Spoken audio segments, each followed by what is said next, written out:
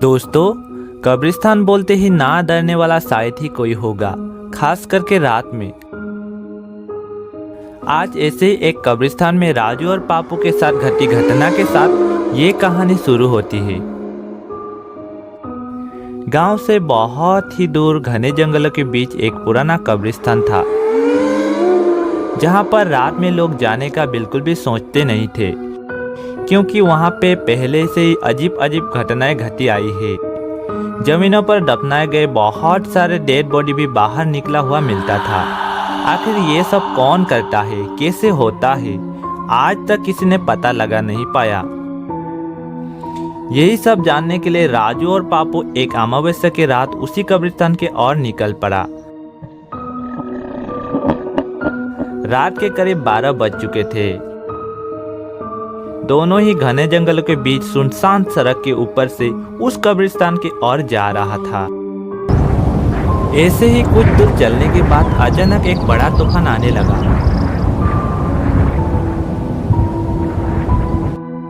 फिर कुछ ही समय बाद रुक भी गया।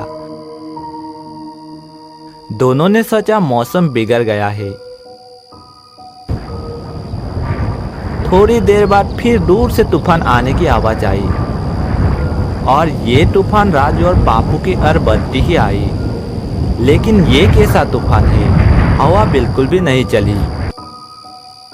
दोनों को ही डर तो लग रहा था, लेकिन ये बात उन्होंने आपस में नहीं बताया।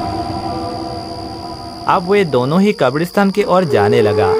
बस अभी थोड़ी देर में ही राजू और पापू उस पुराने कब्रिस्तान में पहुंचने वाला है। ऐसे में दूर से कुत्ता भौंकता हुआ सुनाई दिया।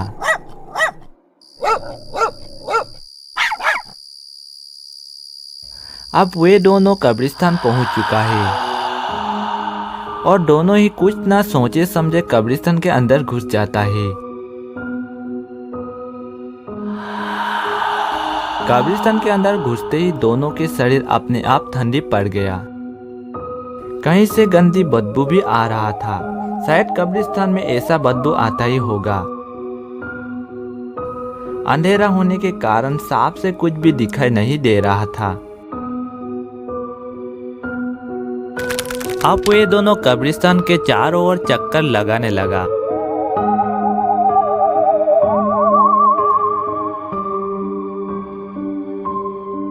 काफी देर तक घूमने के बाद वे दोनों एक जगह पर बैठ जाते हैं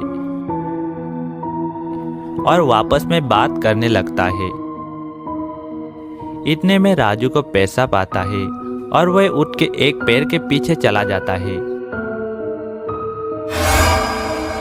बहुत देर हो चुका, लेकिन राजू वापस नहीं आया।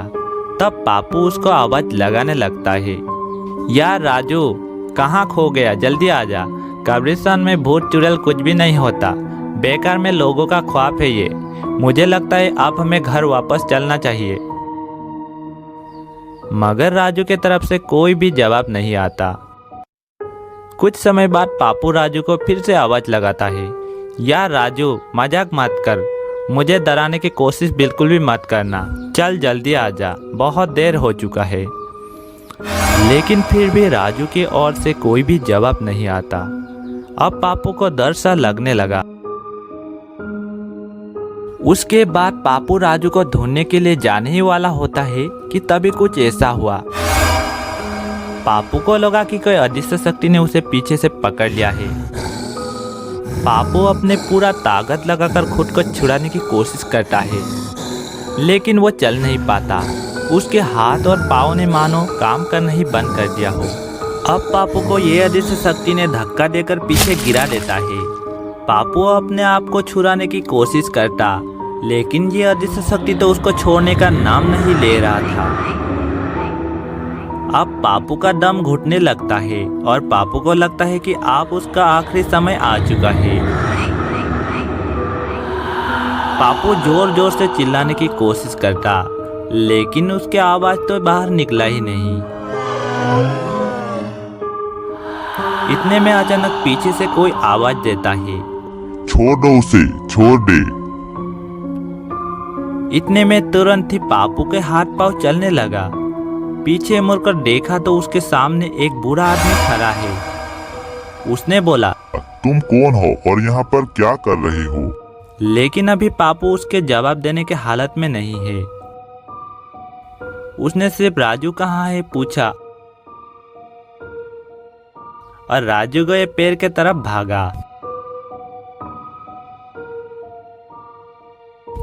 कुछ दूर जाने के बाद देखा राजू तो यहाँ पर बेहोश पड़ा है। फटाफट उसने राजू को होश में लाया और बोला, यार राजू क्या हुआ तुम्हें, कैसे बेहोश पड़ गए? होश में आने के बाद राजू बोलता है कि यहाँ पर कुछ भी ठीक नहीं है, यहाँ से हमें निकलना चाहिए। पापू को भी ये बात सही लगा और सोचा कि यहाँ से निकलकर ही इस बारे में बात करेंगे। अब वे लोग कब्रिस्तान से बाहर की ओर जाने लगा। इतने में पापू को एक सोच आया कि आते समय तो कब्रिस्तान के गेट पर ताला लगा हुआ था और अंदर भी उन लोगों ने किसी को नहीं देखा, तो ऐसे में ये आदमी कौन है?